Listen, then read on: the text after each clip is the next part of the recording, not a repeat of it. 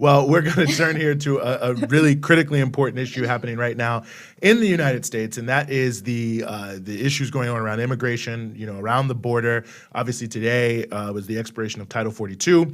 We are very honored to be joined here on the show by Javier Guerrero, who is an organizer with the Answer Coalition. Javier, thank you so much for being with us.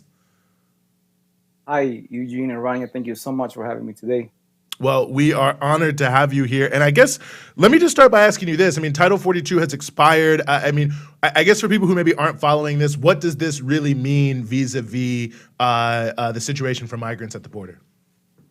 Yeah, I think the most important thing is to start with what Title 42 was. Title 42 was this really closing of the border, this guise that Trump era used to really close the border and stop the flow of migrants. So people seeking asylum, fleeing their countries because of destabilization, really brought forth by the U.S. Right? It was a way to use the COVID pandemic crisis to really basically close the U.S. southern border.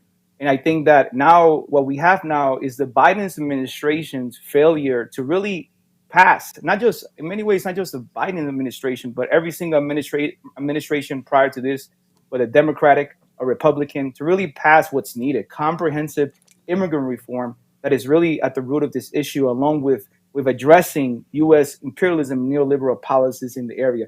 So instead, Biden just let the clock run out on this, and here is what thousands of people at the border are going to face. They're going to face this clash, this head-on clash against the more than 3,500 now U.S. military personnel that are deployed there. I mean, it's nothing less, but it's like if they're preparing for war instead of preparing to address an issue of people, as I said, fleeing countries that ironically are fleeing because of U.S. policies of destabilization, of intervention, of imperialism, of neoliberalism in their homelands. I myself am a victim of this, coming from a homeland of Colombia, and it's just upsetting that they just been passing the buck for 2 decades now, and nothing has been done to curb this.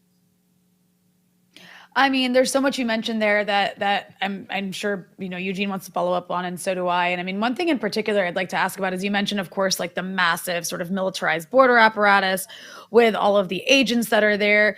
And of course, we know there's like a wall, and there's also this desert terrain that's like intended to push people through to make it so that they like actually have a very difficult time and die on their way trying to get to the U.S.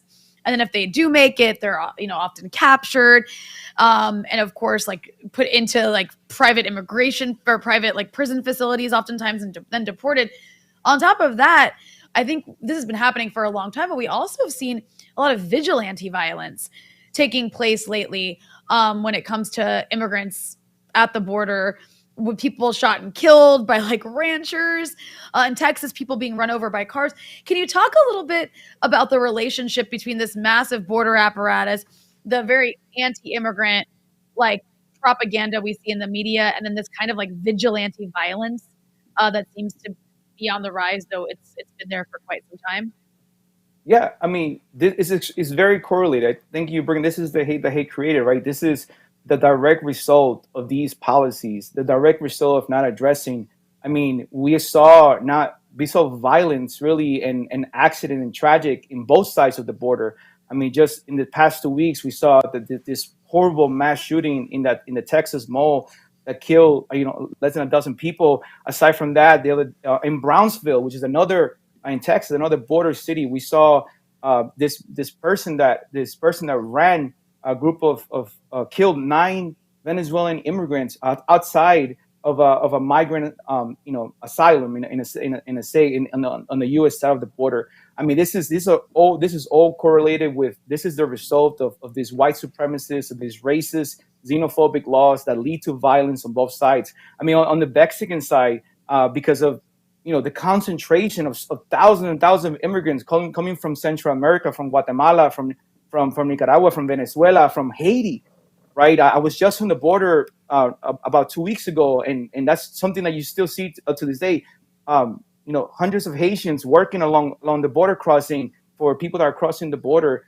Obviously, this is because of this concentration of people. There's been fires earlier in the month of March. In the end of the month of March, there was a fire that killed 40 people in Mexico, in an immigration center in Mexico, awaiting asylum, awaiting what's going to happen with Title 42. Tents that people put up along the border crossings have also caught on fire because so people, it puts both sides of the border in danger, to be honest.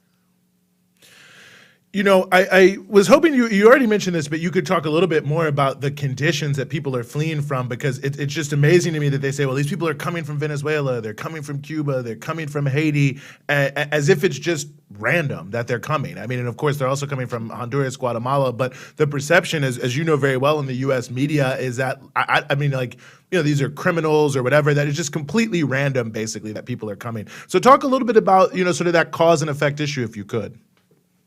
Yeah, I mean, I think every elementary school kids know that every action has a reaction, right?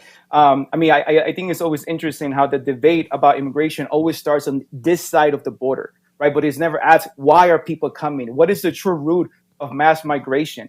And it really is directly related. And that's what I said, the U.S. imperialism through the use of sanctions, the use of military coups by supporting extreme right-wing governments in places like Guatemala and Central America, by putting sanctions in place in Venezuela, have completely led to the destabilization of the countries, have led to the choking of the Venezuelan economy, which has caused this migration crisis in Venezuela that the Venezuelan government has been really trying to recuperate and address, and has done many strides to really bring people back to the country. But this is really the destabilization that was caused.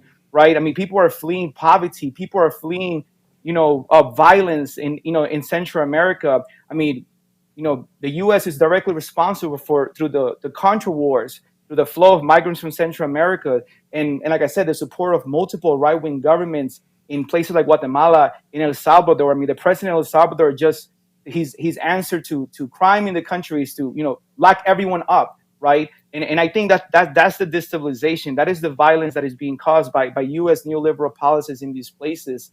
So people are fleeing that. They're fleeing.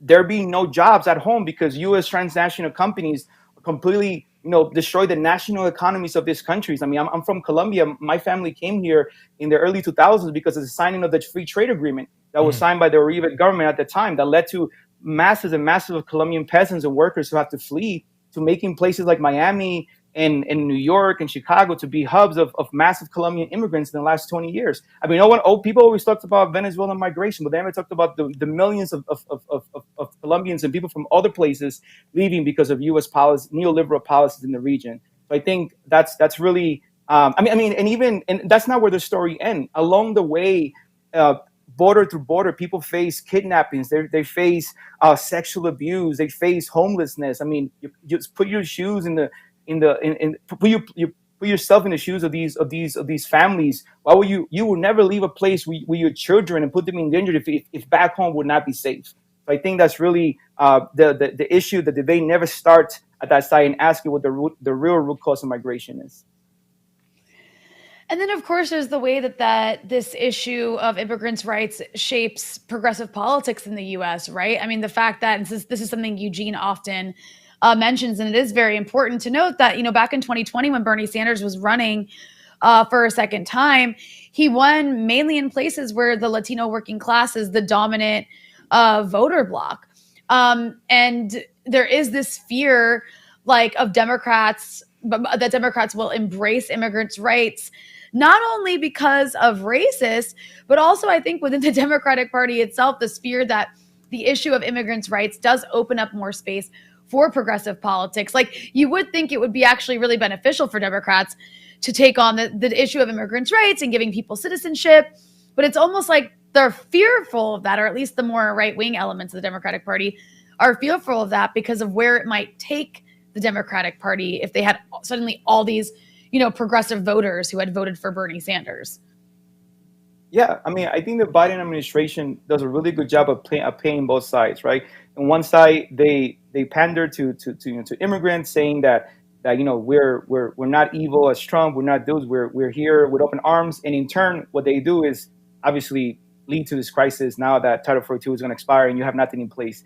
But I think what you said is correct. I think regardless of what the Democrats or the Republicans do, immigrants and the people in the U.S. will really have the last word.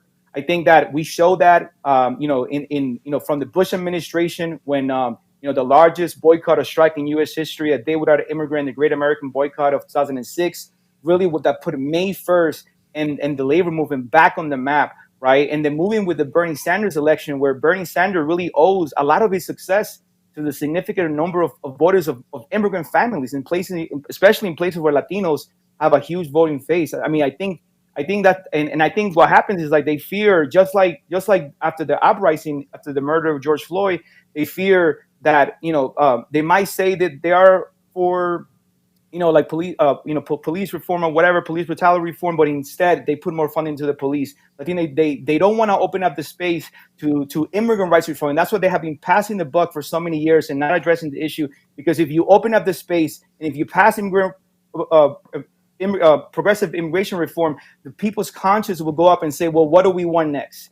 Right. And I think that's the danger. So that's why they play both sides and instead cater to conservative voters also by sending militarizing the border literally and putting actually what many would say are stricter policies for people seeking asylum now. It's almost like a backdoor ban in many ways. So I think that's their fear. And then to be honest, but if you look at a history of U.S. And for people thinking that there is no solution to this, the U.S. has historically been over the time progressive with immigration policy. In particular, during the Reagan administration, there was an amnesty that was passed in 1996, granting millions of immigrants. They could do the same thing right now, but they don't want to because they're using immigration as a political tool to play both sides. Well, Javier Guerrero, organizer with the Answer Coalition, we really appreciate you giving us some of your time here on the Freedom Side. Thank you.